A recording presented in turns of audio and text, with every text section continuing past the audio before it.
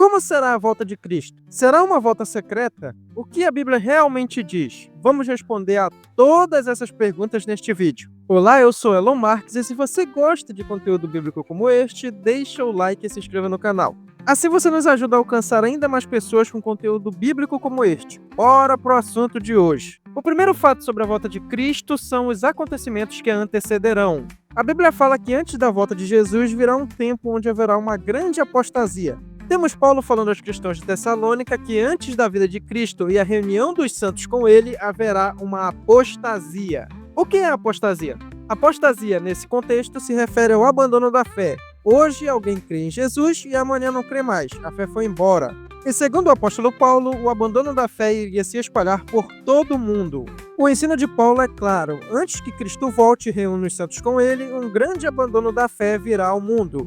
Muitos chamam esse período de grande tribulação, onde o homem do pecado se manifestará na terra. Jesus fala que antes que chegue o fim, surgirão muitos falsos profetas, no esfriamento do amor das pessoas, multiplicação da iniquidade e evangelho sendo pregado em toda a terra. Essas afirmações de Jesus concordam com aquilo que o apóstolo Paulo fala na primeira carta a Timóteo, onde o apóstolo afirma que nos últimos dias muitos apostatarão da fé e acreditariam em falsos ensinos. Mas fica aí a pergunta: o que é os últimos dias? No Novo Testamento, essa expressão significa o tempo que se inicia na primeira vinda de Cristo e vai até a segunda vinda de Cristo, conforme já expliquei em um vídeo aqui do canal.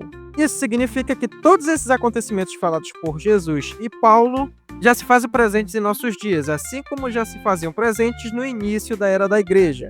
O segundo fato sobre a volta de Cristo é a sua visibilidade. Em todo o texto bíblico nós vemos referências à publicidade do acontecimento. Jesus, em seu famoso sermão do Monte das Oliveiras, respondendo à pergunta dos discípulos sobre a sua volta, fala que todos os povos da terra verão o sinal do Filho do Homem e se lamentarão vendo Jesus descer com poder e grande glória. Quando os inimigos de Jesus o interrogaram antes de sua crucificação, Jesus lhes afirmou que um dia veriam o Filho do Homem vindo sobre as nuvens do céu.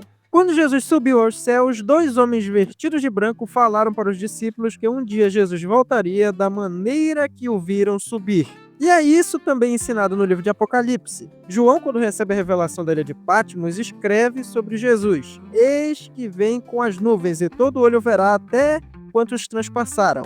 Então, como acabamos de ver, Jesus virá com poder e glória. Neste acontecimento, todos os povos da terra se lamentarão vendo Jesus descer com poder e glória. Esse é o ensino bíblico da volta de Jesus. E só para finalizar, o segundo ponto, gostaria de citar mais um texto que fala sobre isso. Lucas narra Jesus se dirigindo aos seus discípulos e dizendo: Assim como o relâmpago fuzilando brilha de uma a outra extremidade do céu, assim será no seu dia o Filho do Homem. Ou seja, o evento é público, mais público que isso não existe. O terceiro fato sobre a volta de Jesus é a reunião dos santos com ele. Imagine um rei saindo de seu reino e indo para uma terra distante. Esse rei deixa seus servos cuidando de suas posses e cumprindo seus afazeres até seu retorno. No dia de seu retorno, seus servos saem de seu reino para se encontrar com o rei e retornam na escolta do rei. Assim será a vinda de Cristo. O rei está voltando e seus servos vão ao seu encontro para receber o rei que vem para reinar. Podemos ver isso em um texto muito conhecido na primeira carta aos Tessalonicenses, onde Paulo fala que os santos serão arrebatados, palavra que vem de um verbo grego que significa arrebatar, tomar com força, agarrar de repente. Esse arrebatamento será o meio pelo qual os crentes se encontrarão nas nuvens com o Rei que retorna, que é Jesus Cristo. E quando digo que todos os cristãos se encontrarão com Cristo no dia de sua vinda, eu falo de todos os cristãos mesmo, até aqueles que já morreram. E aí que entra uma das doutrinas mais essenciais do cristianismo, a doutrina que todo aquele que se diz cristão precisa acreditar para que sua fé tenha sentido. A doutrina que para os pagãos do primeiro século parecia no mínimo cômico. A doutrina da ressurreição dos mortos. Assim como Jesus ressuscitou, os fiéis que já partiram dessa para melhor ressuscitarão para o encontro com o Rei Jesus nas nuvens, e o texto bíblico está repleto de referências a essa doutrina. O apóstolo Paulo, escrevendo para os cristãos da cidade de Corinto, fala que, ao contrário do que alguns estavam alegando, a doutrina da ressurreição era verdadeira. E não apenas isso, ela era um dos fundamentos da fé cristã.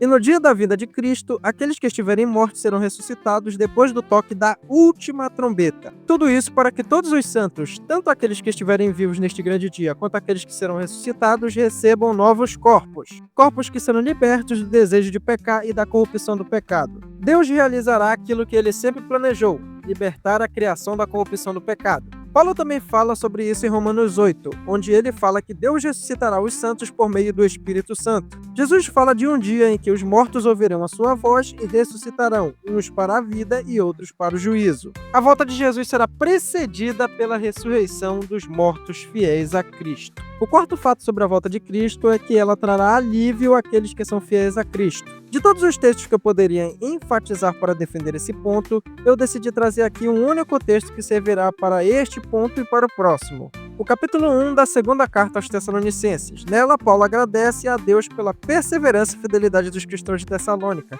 mesmo em meio às perseguições e hostilidades, como aquela que foi escrita em Atos. Paulo fala que, através da justiça de Deus, os cristãos que estavam sendo perseguidos receberão alívio quando do céu se manifestar o Senhor Jesus com os anjos em seu poder.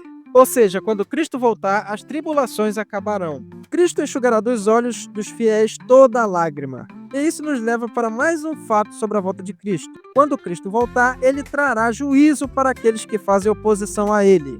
Paulo deixa isso bem claro no capítulo 1 da primeira carta aos Tessalonicenses, onde Paulo diz que o Senhor Jesus trará juízo contra os que não conhecem a Deus e seu evangelho.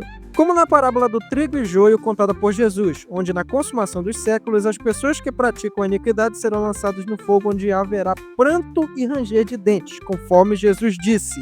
Esse foi o vídeo de hoje e eu espero que esse vídeo tenha sido útil para você. Fique com Deus e que Ele continue abençoando sua vida!